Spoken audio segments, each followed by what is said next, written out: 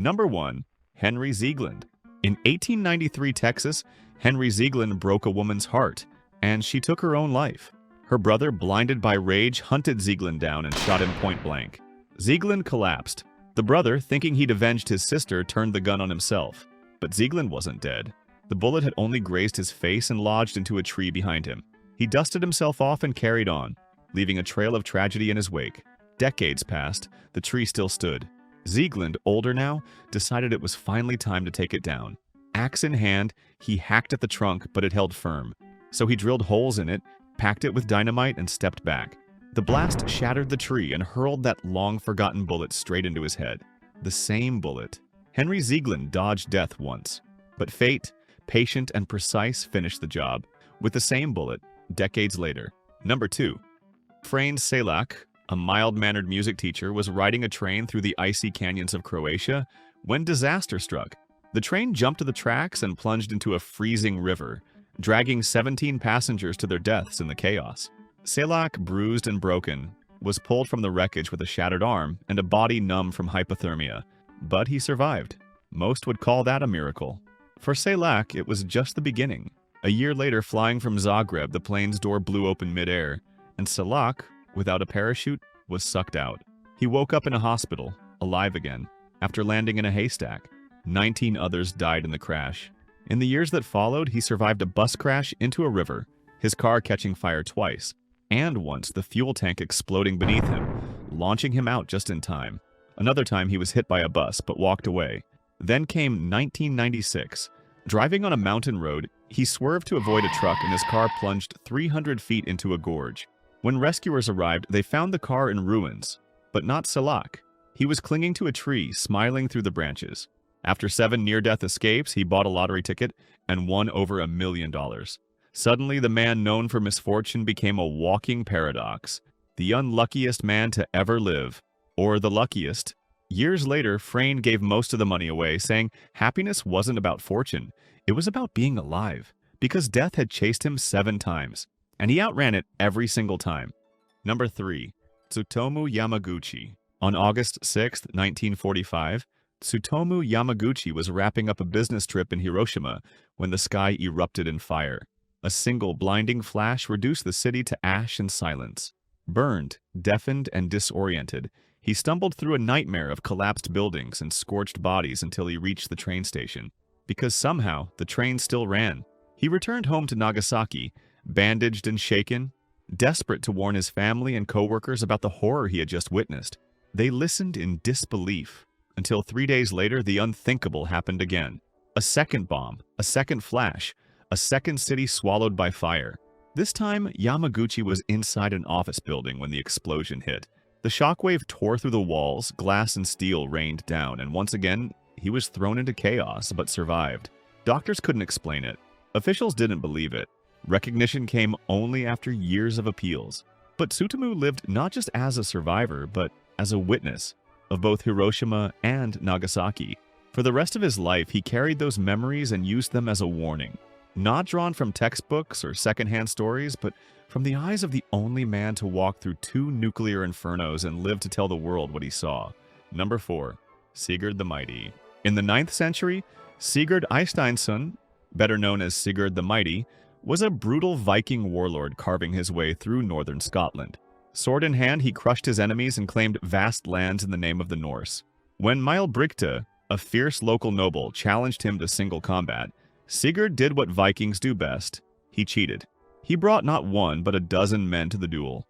Brigte was cut down, along with his honor, and Sigurd, laughing, tied the man's severed head to his saddle as a trophy of war.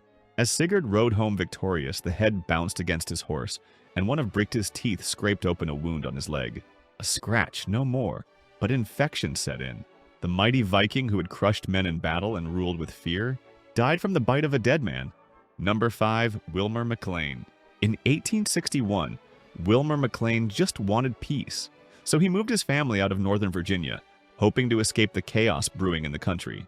His farm in Manassas had already been swallowed by the first major battle of the Civil War, the Battle of Bull Run.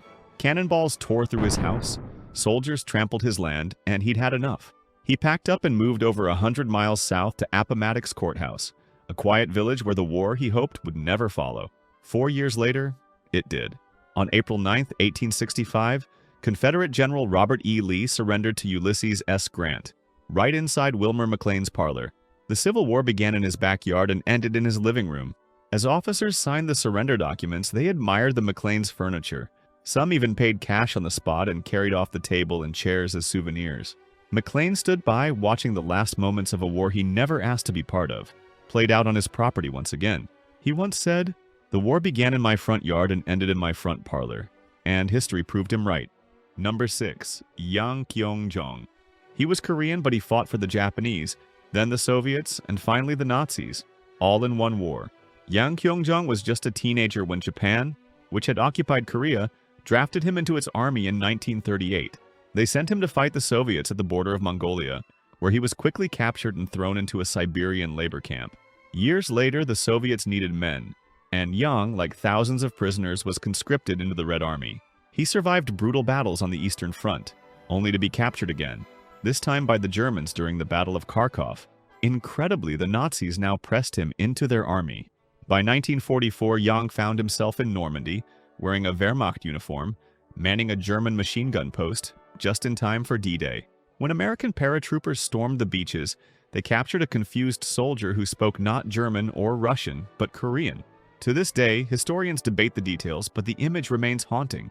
A man dragged across the world by 3 empires, fighting wars he never chose under flags he never believed in. Not a soldier by heart, just a survivor of history's most merciless tide. Number 7. Ronald Wayne.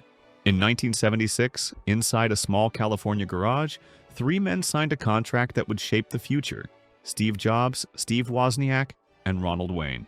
While Jobs and Wozniak were brilliant tech visionaries, Wayne was the grown-up in the room.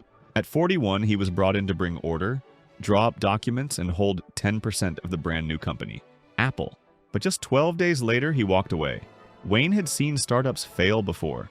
He feared debts he couldn't pay, lawsuits he couldn't fight. So, for $800, he sold back his shares that would be worth well over $100 billion today. While Jobs soared to legend and Wozniak became a tech icon, Wayne lived modestly, working at slot machine companies and selling stamps. He never made another fortune, but he never showed bitterness either. To him, it was a practical decision made with the best knowledge he had at the time. Some call him the unluckiest man in Silicon Valley history. He simply calls himself the adult in the room who knew when to leave. Number 8. Costis Mitsotakis. In the sleepy village of Sodeto, Spain, life moved slow until the morning everything changed. On December 22nd, 2011, Spain's legendary Christmas lottery, El Gordo, turned the town upside down. Nearly every household had struck gold. Farmers danced in muddy fields. Grandmothers clutched winning tickets with trembling hands, and the plaza echoed with champagne corks and disbelief. It was the kind of once-in-a-lifetime event that knits a town together, except for one man, standing quietly at the edges of the celebration. Costis Mitsotakis, a Greek documentary filmmaker living in a modest farmhouse on the village outskirts, had been completely overlooked, not by fate, but by logistics. The local homemakers association, responsible for selling the tickets door to door, simply never knocked on his. As Sodeto erupted into spontaneous wealth, with new cars rolling in, renovations beginning overnight, and vacations being booked, Costis found himself untouched, not just by the money, but by the miracle itself. Instead of falling into bitterness or self-pity, he picked up his camera and started filming. He captured the joy, the awkward pauses, the strange contrast of abundance and absence. Everyone around him had won a piece of history, while he remained the invisible thread in the middle of it. And yet, something unexpected happened. As the world learned about the tiny village where everyone won, except one, the story turned toward him. Costis called his project When the World Forgot Me, and through irony, sincerity, and a little humor, he found a kind of success no jackpot could buy. In Sodeto, the lottery lasted only a day, but for Costis Mitsotakis, being the odd man out became the beginning of something far more enduring.